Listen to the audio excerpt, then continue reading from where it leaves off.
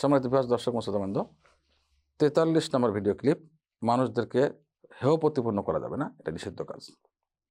আল্লাহ তাআলা বলেন, ইয়া আইয়ুহাল্লাযীনা আমানু লা ইয়াসখার কওমুম মিন কওম আসা ইয়াকুনু খায়রাম মিনহুম।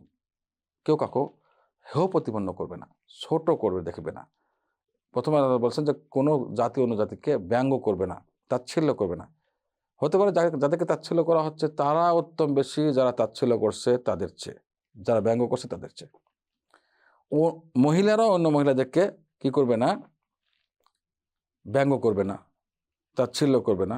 হতে পারে যারা তাচ্ছিল্য করছে, ব্যঙ্গ করছে তাদের চেয়ে যাদেরকে করা হচ্ছে তারা বেশি উত্তম। আল্লাহু আকবার।